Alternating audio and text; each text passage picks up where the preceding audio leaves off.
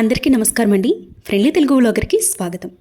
మనం పూజలు చేసుకునేటప్పుడు కొన్ని పద్ధతులు నియమాలు పాటించి తప్పకుండా ప్రతి ఒక్కరూ కూడా పూజ చేసుకుని దీపారాధన అనేది చేసుకుంటూ ఉంటాం. దీపం పెట్టడం అంటే నూనె పోసి ఒత్తులు వేసి దీపం వెలిగిస్తే సరిపోదండి. ఒక్కొక్క రకమైన దీపానికి ఒక్కొక్క రకమైన ఫలితం అనేది ఉంటుంది. మనందరికీ తెలిసిన విషయం ఏంటి అంటే శనివారం రోజు వెంకటేశ్వర స్వామికి పిండి దీపారాధన చేస్తే చాలా మంచిది, మనకున్నటువంటి కష్టాలన్నీ కూడా తీరిపోతాయి అనే విషయం మనందరము కూడా నమ్ముతూ ఉంటాము, అలా చేస్తూ కూడా ఉంటాము. మనం వెలిగించే దీపారాధన కుంది అనేది వెండిదైనా ఇత్తడిదైనా లేదంటే మట్టి ప్రమిదైనా కూడా మనం దీపారాధన అనేది చేసుకుంటూ ఉంటాము. అయితే ఈ ప్రమిదల్లో ఏ ప్రమిదలో దీపారాధన చేసినా చెయ్యకపోయినా పిండి దీపారాధన చేసుకుంటే చాలా మంచి ఫలితం అనేది ఉంటుందండి. అయితే పిండి దీపం వెలిగించటం వల్ల లక్ష్మీదేవి యొక్క అనుగ్రహం పొందుతాము. మనకున్నటువంటి ఆర్థిక సమస్యలన్నీ కూడా తొందరగా తీరతాయి అన్నమాట.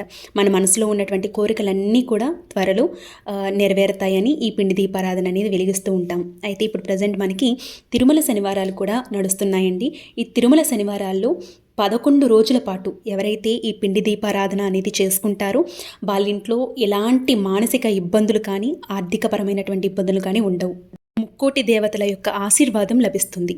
కాబట్టి ఈ 11 రోజుల వ్రతాన్ని ప్రారంభించి చక్కగా మీరు ఈ 11 రోజులు కూడా పిండి దీపారాధన అనేది చేసుకుంటే చాలా మంచిదండి. 11 రోజుల వ్రతము అంటే పెద్ద కష్టమైనది కూడా కాదండి.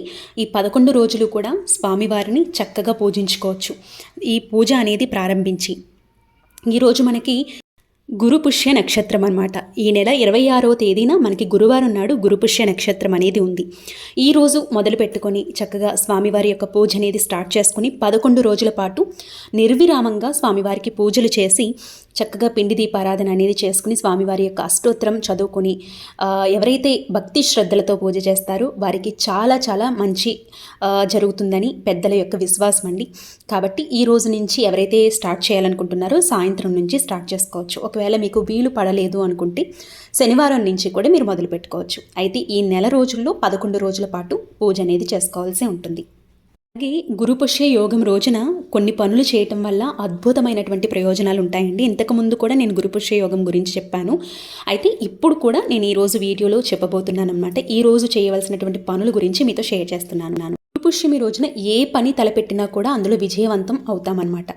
అయితే గురువారం రోజున ఉదయాన్నే తలస్నానం చేసి లక్ష్మీదేవిని పూజిస్తే అఖండ రాజయోగం ప్రాప్తిస్తుంది. అయితే ఈ రోజున స్నానం చేసేటప్పుడు చిటికెడు పసుపు వేసి స్నానం చేస్తే చాలా మంచిదండి. మనకున్నటువంటి దోషాలన్నీ కూడా తొలగిపోతాయి. ఒకవేళ మీరు ఈరోజు పూజ మార్నింగ్ చేసుకోలేదు అనుకుంటే కనుక మీరు సాయంత్రం వేళైనా పూజ చేసుకోవచ్చు.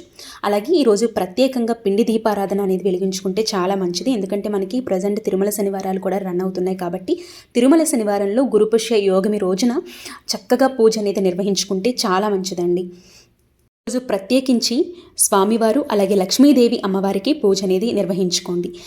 వెంకటేశ్వర స్వామి అలాగే లక్ష్మీదేవి అమ్మవారికి పూజ అనేది చేసుకోండి. సాయంత్రం పూటైనా మీరు పూజ అనేది చేసుకోవచ్చు.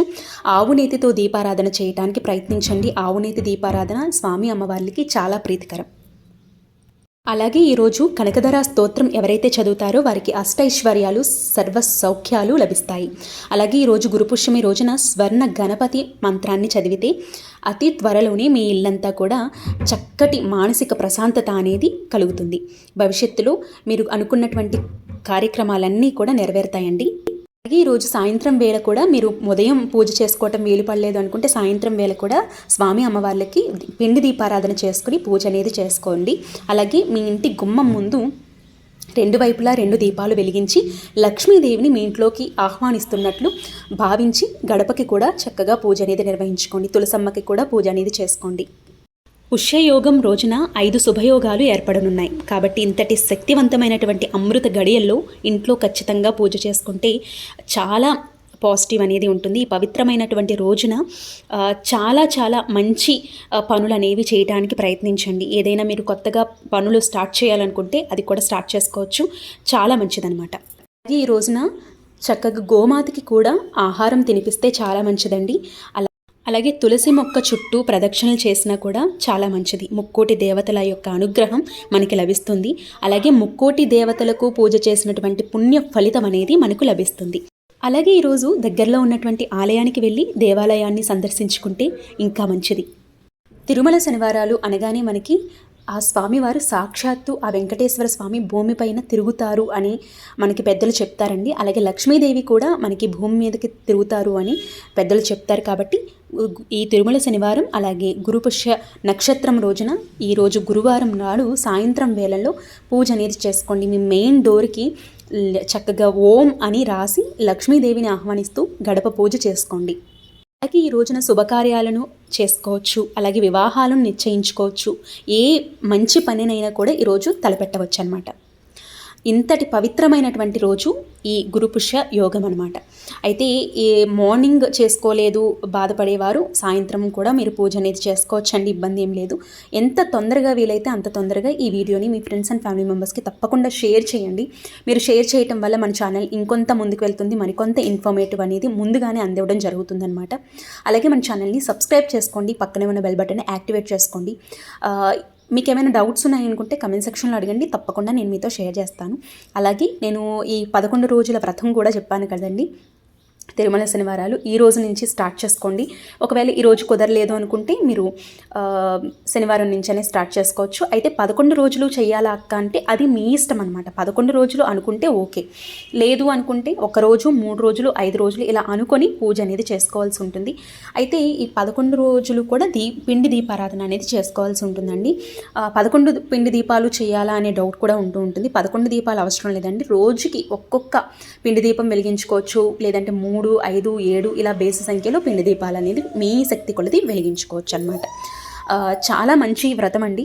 స్వామివారి అనుగ్రహం ఉంటే మనకి అన్నీ కూడా కలిసి వస్తాయి. అలాగే మనం అంతా కూడా బాగుంటాము, మన ఆరోగ్యం బాగుంటుంది, మనం మానసికంగా బాగుంటాము. మనకి సంపద అంటే సిరి సంపదలు అష్టైశ్వర్యాలే కాదండి, మనకి ఆరోగ్యం కూడా సంపదలోకే వస్తుంది. మనం ఎప్పుడు ఆరోగ్యంగా ఆనందంగా ఉండాలి అంటే స్వామివారి యొక్క అనుగ్రహం ఖచ్చితంగా మన మీద ఉండాలి, మన కుటుంబ సభ్యుల మీద కూడా ఉండాలి. కాబట్టి వారి తరపున కూడా మనం పూజ చేసుకోవటం వల్ల అనుగ్రహం అనేది, స్వామివారి అనుగ్రహం అనేది కుటుంబ సభ్యుల మీద కూడా ఉంటుంది.